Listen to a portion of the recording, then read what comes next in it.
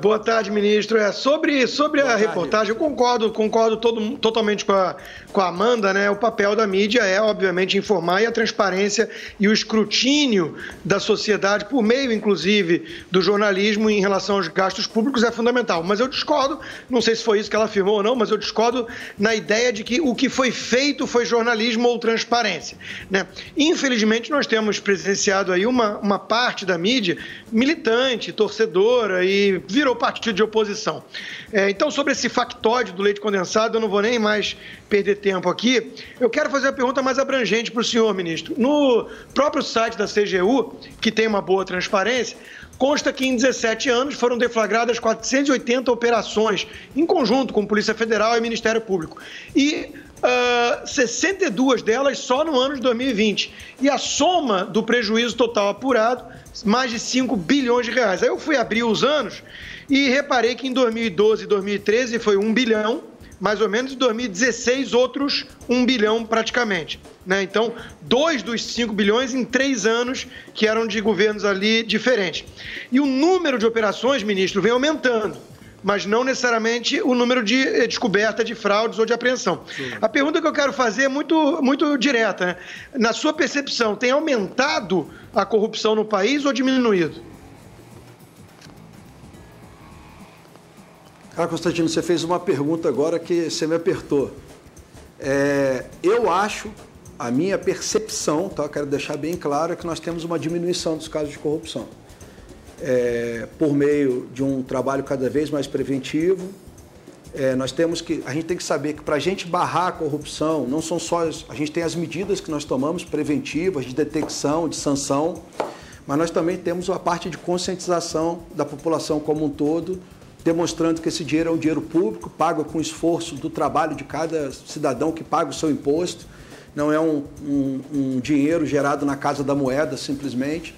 Então, a gente vem criando medidas, vem tentando conscientizar a população. Acho que a população hoje está cada vez mais consciente. O lado positivo dessa história toda é ver que as pessoas estão de olho no dinheiro público. E vamos lembrar que as pessoas só conseguem enxergar problemas porque criamos medidas de transparência para que essas pessoas possam enxergar. Então, nós vamos jogando luz e isso faz parte da evolução. Eu acho que a gente está tendo uma redução agora, não somente pela conscientização, que isso leva mais tempo, mas principalmente pelas medidas preventivas e pelo nível de transparência que a gente está alcançando. Cada vez mais são mais denúncias, pedidos de acesso à informação. Nós estamos chegando perto da casa de 1 milhão de acesso à informação, desde a lei de acesso à informação. Só esse ano de 2020 foram 154 mil pedidos de acesso à informação, mais 140 mil manifestações de cidadão reclamando, denunciando. Então, assim, cada vez mais as pessoas estão participando e nós estamos evoluindo, criando mecanismos de inteligência artificial.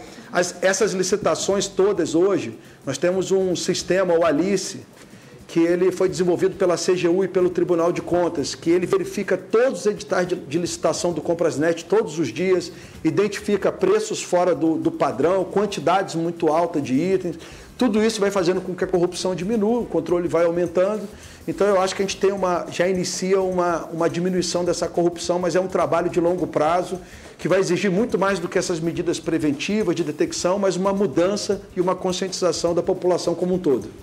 Ministro, o senhor falou então de corrupção, desvios de verbas públicas. A gente teve aí um socorro muito grande do governo federal a estados e municípios para o combate à Covid-19, para que os estados e os municípios conseguissem manter um nível mínimo de economia.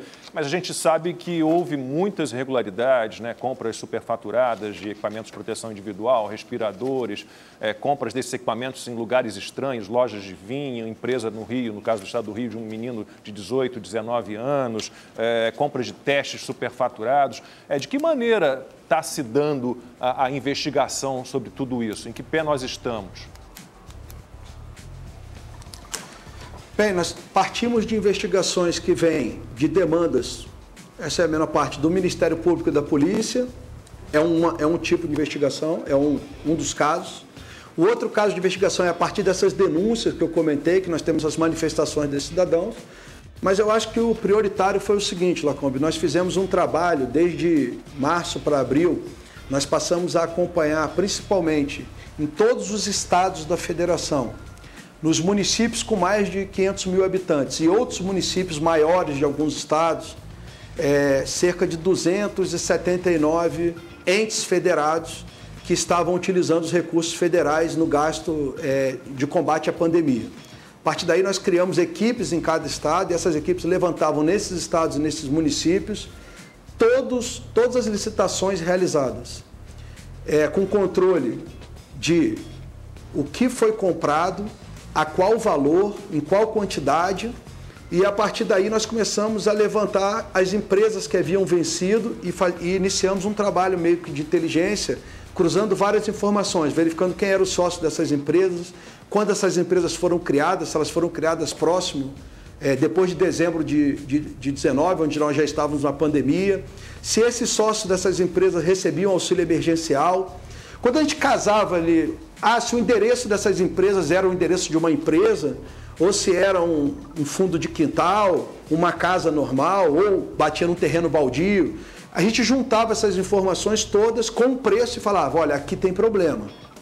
Né? E a partir daí nós iniciamos as investigações, a partir de uma série de junções de informações. Exemplo aqui, o sócio da empresa que está vendendo 10 milhões para o governo, por exemplo, ele recebe auxílio emergencial, ele tem 10 empregados na empresa dele, ou ele não tem nenhum, que também é um problema, mas ele recebe auxílio emergencial, ele não tem um endereço que seja compatível com o nível da empresa dele, e ele ainda vende um respirador, por exemplo, a um valor absurdo. Essa junção de informações levantavam a bandeira vermelha e a partir daí nós iniciamos as investigações. Foram 49 operações com a polícia e estamos com diversas outras em andamento.